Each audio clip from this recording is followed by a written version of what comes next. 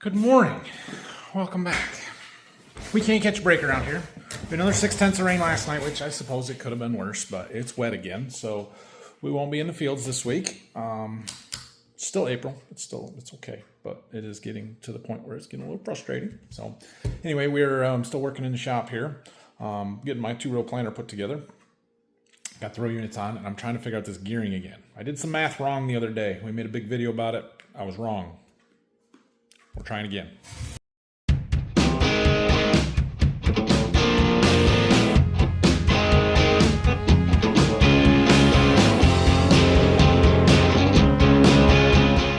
So I don't have a big whiteboard, but I've got a paper. Somebody check my math again. Tell me if I'm a little bit more accurate.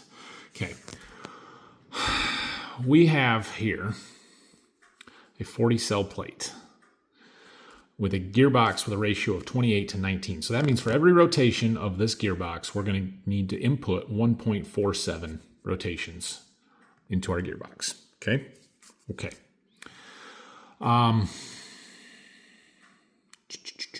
Yeah, let me see from there. Okay. So we know this side here, basically from this point on, is fixed. And we need to rotate this shaft 1.47 times to rotate the plate once, so for every 40 seeds. This side over here is our drive tire. We have a 12-tooth sprocket. That's fixed. This one is flexible. I was going to put an 18-tooth on there, but it won't fit. We don't have enough clearance to the frame. The most we can do is a 12-tooth, okay? A 12-tooth would be a 1-to-1. That makes this easy math. So if we isolate that as a 1-to-1, then we just have these two here to mess with. And we want to rotate this tire. I've changed my parameters a little bit. We want to go 4.7 rotations on this tire to 1.47 here. So if we do that math, and we take 4.7 divided by 1.47, that is 3.2, basically. So we need to rotate this shaft 3.2 times to every one rotation over here, okay? The smallest sprocket I can get to put on here is a 16-tooth. So if we take this 3.2 times 16, that gives us 51.15. Close enough at 50. So if we want 4.7 rotations here to one rotation here, and we go a 1-to-1 ratio, 12 to 12, and then we go a 16 to a 50 through a 28 to 19 gearbox, that should work. Am I right? I think I'm right. All right, last clip of math, but we're going to run through these ratios here. So we're going to roll our tire 4.7 times. That means we're going to turn this shaft 4.7 times. If we go 4.7 times 16 teeth, that's 75.2 links that we're going to move our chain. Divide that by 50. Means we're going to rotate this shaft 1.504 times. This is a ratio of 3.125 to 1. But 1.504 turns into our gearbox of 28. So divide that by 28, because it takes 28 input rotations, times 19 to get 19 out, gives us 1.0205. So we're going to rotate our plate 1.02 times for every 4.7 revolutions over here. That's close to what we want. We wanted 1. We got 1.02. We're going to call that close enough. 1.02 times 40, because there's 40 cells, is 40.8. So we're going to drop 40.8 seeds. And this 4.7 is 400 inches. So if we go 400 divided by 40.8, that gives us an average spacing of 9.80. 9.8 inches seed spacing is 21,500 population. That's close enough. That's close enough. So we're going to go with that. So I need to get a 12-tooth 50 chain sprocket, which it's actually not a 12-tooth, it's a 24, but it effectively is 12. So that'll work. We need a 16-tooth W series hub with a 40 pit, or 40 chain. And then we need a 50 tooth X series 40. That's what I got to get. Okay, we can take the one I bought Friday back, or whenever that was. Moving a little more seed out this morning. There goes another little bit. Had 2 other guys here already this morning.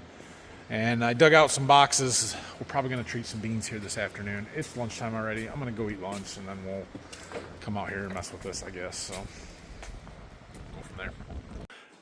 Here's how my 2-row planter sits. We got our row units on. Everything was good. I need to lift it up with a 3-point and make sure our rows are spaced correctly.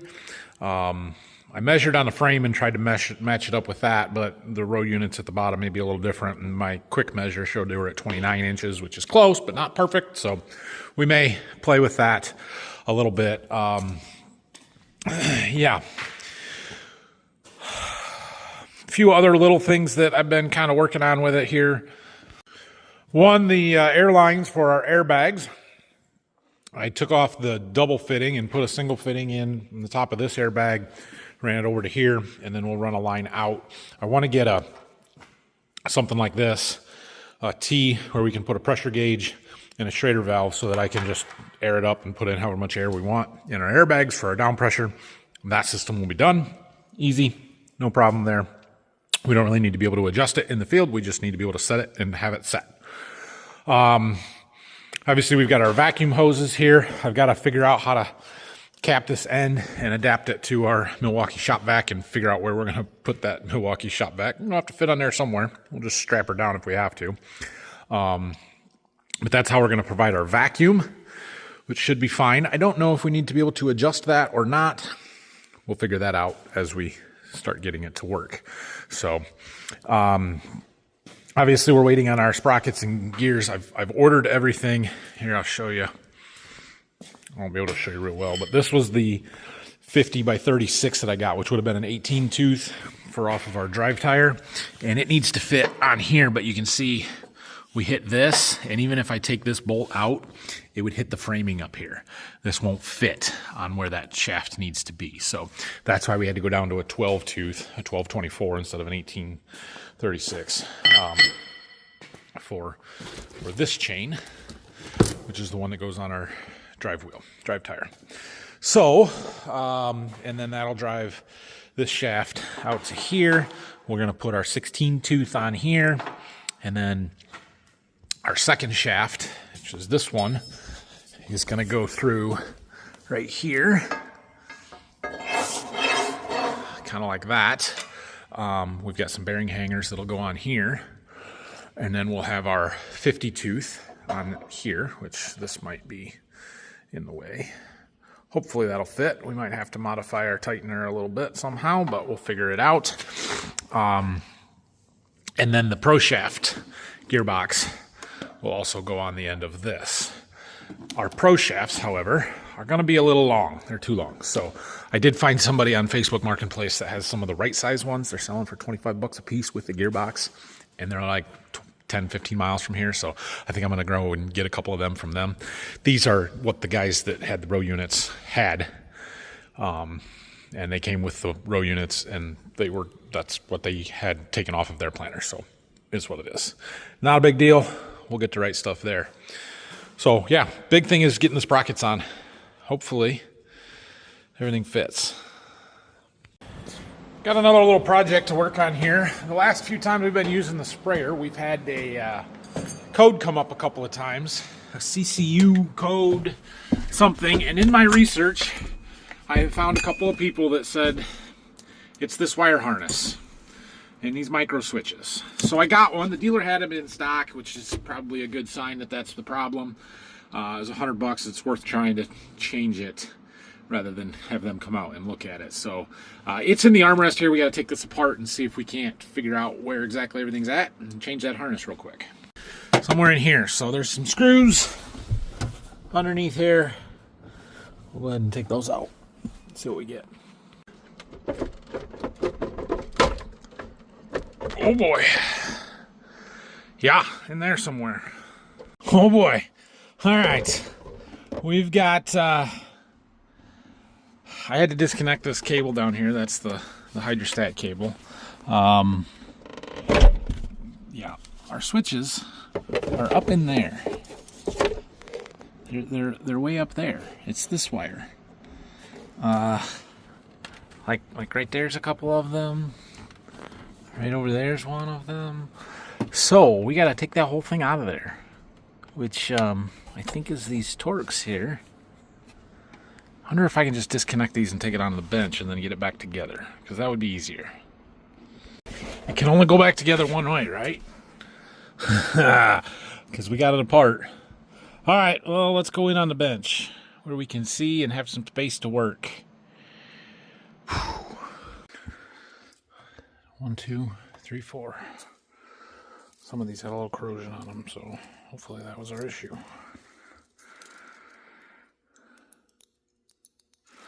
Anyway, put it back together. All back together. I think it'll work. Those micro switches just kind of tell it where the handle is at. There's 2 of them for neutral, which I don't know if that's just a redundancy safety thing or if there's a reason for 2 of them there. And then there's 1 to tell if it's in forward or reverse. So, I don't know. All we gotta do is put it back together and get all the wires connected here. I think I have everything hooked up, but I've got this 1 extra wire coming out of the main wire harness. And I don't see a plug for... Oh, right there it is. I knew it was there. Buried. I've been looking for that for like 3 minutes, and then I decided to film it. And, oh, yeah, there it is. Okay, that is all back together.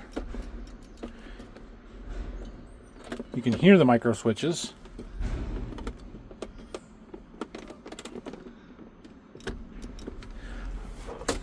We're just going to turn the key on and see if we get any error messages. We probably won't know anything because it only did it under certain situations, like when you slow down really fast or change directions or something. That's when you would notice it would throw the error codes. So I doubt we'll notice anything until we run it again. And it didn't do it for me at all yesterday, but it did it for Dad. So I don't know. We'll try that. All the research I did said that will fix it. Hopefully that will fix it. I suppose we should treat some beans here. I'm running out of time procrastinating because I don't really want to do it, but we need to. So I'm going to try and finish the rest of the beans for our farm. Get those done. We got these 6 boxes. There's a single box of a single variety, or a variety that we only have 1 box of, and then 2 more, I think. So we'll see if we can get those done here this afternoon. I got a couple different things we've got to throw in with it. But we should be fine. So yeah, we'll work on that. All right, so we're going to add a little extra to a couple of our boxes here today. One of my people that I deal with on some seed treatment stuff, I don't know, UAS, this company here. They sell this product called Engage Power. They wanted me to try, and I said, okay, I will try it. This can go on foliarly or as a seed treatment or in furrow. He wanted me to use it as a seed treatment, and I said, sure, I can do that. So we're going to run a 2 ounce per hundredweight or 1 ounce per unit rate of this Engage Power. It is a 262. Sure. We'll see how it does, if it does anything or not. But yeah, so we're going to do a couple of boxes of beans with this. I poured out 80 ounces there. That's enough for 2 boxes. So we're going to mix that in with our inoculant and our heads up and put that stuff on. And then obviously we've got our Cruiser Apex that's going on as well. So we're going to mix up enough for 2 boxes in there. We've got a bunch of Apex in the tank already, and we'll treat 2 boxes, and then the rest of it we'll just get the inoculant, the heads up, and the Apex. Pretty wet coming out. Turn our water down. This power at 1 ounce per unit is going to replace a lot of the water. It'll be okay. Stuff is very red. Anyway, it's working. The second box just ran empty. I looked in my tank. It is also empty. That's what was supposed to happen. Okay, good. It didn't run empty before it got done, but it's empty. All right, so now we're done with that one. We need to mix up enough inoculant and heads up for the rest of our beans that we're going to do, and then we'll just finish those today. Okay, well, in a case of super poor planning on my part, because I'm an idiot, I'm out of the heads up. I ordered more. I believe it is in at my retailer, but I got to go pick it up. And so we're going to have to do that tomorrow before we can finish treating my beans, and before we can treat all these beans. So just going on all these in here as well.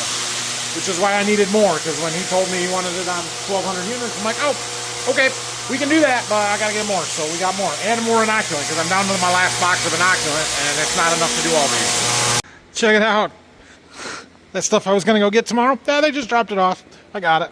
Cool. Unfortunately, now I'm out of time, because we got baseball practice tonight, but I don't have to go get it. So I used zip ties to put the lids back on all these boxes. My supply was running low. That's all I got left. I've been through a couple of these bags this year. That one was 500 pieces. I ordered, we're good for a couple of years now, I think.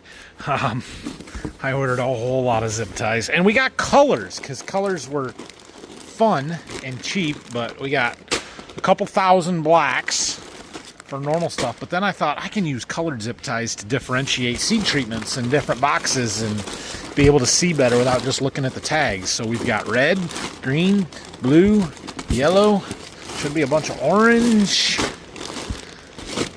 Is that it? That might be it. Yeah, so that'll be good. Mostly for next year, we'll figure out a system for differentiating them. But like the 2 boxes that I just did with that power on it, I don't have any bag tags for that. So I threw red zip ties on it so that they stand out, and I wrote power on the tags that I put in there. But yeah, that's my idea.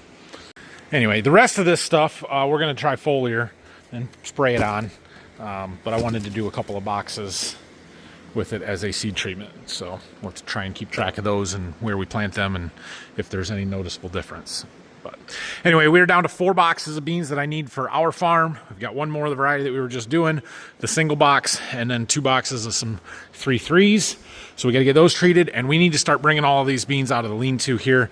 We were supposed to haul a bunch of these other ones out tomorrow. I've got one big customer that gets like 40 some boxes. I haven't even added it up yet, but he basically half the boxes that are in here are his. And he was supposed to let us take at least a couple of loads up to him tomorrow, and then he pushed that till Friday. So I was trying to get some of those out of here so that we have a little more room, so I don't have to put those beans back in the lean-to. We can just put them over here.